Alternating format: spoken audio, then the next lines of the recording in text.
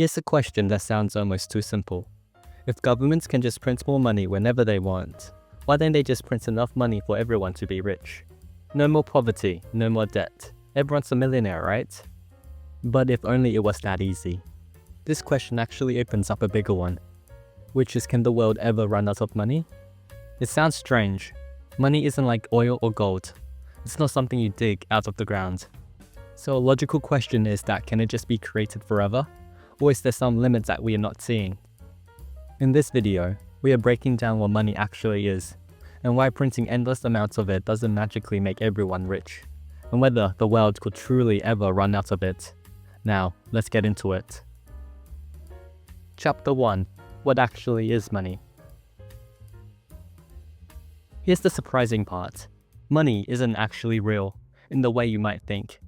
Thousands of years ago, people used to barter. If you had chickens and needed shoes, you would trade directly with the shoemaker. But barter had a big problem. What if the shoemaker didn't want chickens? Then you'd be stuck. So humans found a workaround, using things like gold, silver, or rare shells as the middlemen of value. They were scarce, durable, and everyone agreed they were worth something, so they became an early form of money. Eventually, carrying around heavy gold and silver got impractical, so governments introduced paper money instead. At first, this paper was directly backed by gold. You could walk into a bank and exchange your bills for actual gold. This was called the gold standard. But over time, most countries abandoned it. Today, the money in your account isn't backed by gold, silver, or anything physical. It's called fiat currency. Its value comes purely from trust. We accept that a $10 bill is worth $10 simply because the government says so, and because everyone else agreed to accept it too. So money today is really just an agreement, a shared belief in value that only works because we all believe it in together. Which raises the obvious question. If money isn't backed by anything physical, what's stopping the government from just printing as much as it wants? Chapter 2. Can governments just print unlimited money? Technically, yes, since fiat money's value comes from government's backing and public trust rather than a physical commodity. There's no physical limit stopping a central bank from creating more of it. This happens more often than you think. Governments create new money to fund public projects, respond to crisis, or stimulate a slowing economy. During COVID-19, many governments, including the US, injected massive amounts of newly created money into their economies to help people and businesses survive lockdowns. No gold was dug up, no new resources was discovered. It was simply new money created out of thin air. So this begs the question, why doesn't every government just print an unlimited amount of money and make everyone instantly rich? But here's the catch. Money itself isn't wealth. It's just a tool we use to represent and exchange real things, goods, services, resources, and labor. Printing more money doesn't just create more of those things. There isn't suddenly more food, more houses, or more cars just because more cash exists. So while governments can print unlimited money, doing so isn't free of consequences. Chapter 3. Why printing too much money backfires? Now, imagine a small town with 5 people with exactly 5 loaves of bread, 1 per person, priced at $5 a loaf. Everyone has $5, everyone buys their loaf, everything balances out. Now, the government gives each person an extra $5. Generous, right? Except now everyone has $10, but there's still only 5 loaves of bread. People are willing to pay more to get one, so the bakery raises its price to $10 a loaf. Everyone still walks away with just 1 loaf each. It's just cost twice as much now. Nobody got richer, the money simply got less valuable. And that's exactly what happens when government prints too much money in the real world. More cash doesn't mean more bread, cars, or houses. It just means more money chasing the same limited goods, and prices rise to match that. And that's inflation.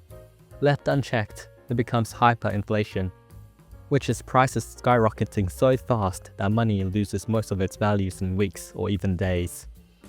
Examples include Zimbabwe, Venezuela, and Germany all learned this the hard way.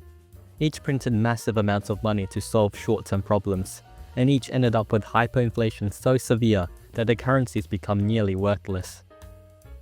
In Zimbabwe's case, prices got so extreme that people used stacks of cash as wallpaper. It was cheaper than actual wallpaper. Printing more money doesn't create more real wealth, it just spreads the same value across more paper, making each dollar worth less. Which brings us to the real question. Can the world actually run out of money? Chapter 4. Can the world run out of money? The short answer is no, not the way that you might be imagining. Money isn't like oil, gold, or fresh water, things that exist in a fixed, physical quantity and can genuinely be depleted. Money today is just numbers, whether it's cash from a printer or digits in a bank's database. As long as a government or central bank exists, it can always create more. So literally speaking, the world will probably never run out of money the way it runs out of natural resources. But here's the thing, while money itself can't run out, something else absolutely can, and that is trust and value. Money only works because we all collectively agree it's worth something. The moment people stop believing the currency holds real value, it effectively becomes worthless, no matter how much of it physically exists. What disappeared was people's trust that it could actually buy anything meaningful. So the world can't run out of money in a literal sense, but it can run out of the trust in that money. And honestly, that might be scarier. Once that trust breaks down, no amount of newly printed cash can fix that trust. Chapter 5. What actually runs out? Unlike money, plenty of things in the real world exist in genuinely limited quantities, and no government can print more of them. Oil took millions of years to form, and once it's all used up, it's gone. No central bank's vote can create more reserves. The same goes for gold, minerals, and other natural resources, things that are physically limited by what the earth actually has. Another is food and farmland, which works similarly. You can't print more fertile land or magically grow more crops overnight. That takes time, water, land, and labor, which are all genuinely constrained, especially under population and climate pressure. Even labor and human time are limited. There are only so many working hours in a day, and only so many skilled workers available at once. We can definitely print money to pay the construction workers, but if there simply aren't enough of them, that money cannot build houses on its own. And that's the key difference between money and real wealth. Money is just a number. The things we actually want are food, energy, housing, resources, and labor, which are all real, limited assets driving the economy. Printing more money doesn't create more of them. It just spreads the same limited resources across more cash, making each dollar worth a little less. The world would probably never run out of money itself, but it can absolutely run out of the real physical things that actually matter. And that's a much bigger problem than simply needing more cash.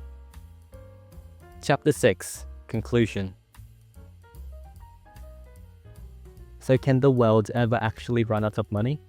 The answer is not really, since money isn't backed by gold or anything physical anymore. Governments can technically print as much as they want, but printing endless money doesn't create real wealth. It just spreads the same value across more cash, leading to inflation and, in extreme cases, hyperinflation. What can actually run out are the things that actually matter, of oil, food, resources and labor, and most importantly, trust. Because money only holds value as long as people believe in it. The real takeaway here isn't about running out of money. It's about protecting its value and remembering that true wealth is the resources and trust behind the numbers, not the numbers themselves. If you like more videos explaining topics like this, please like and subscribe, and thanks for watching.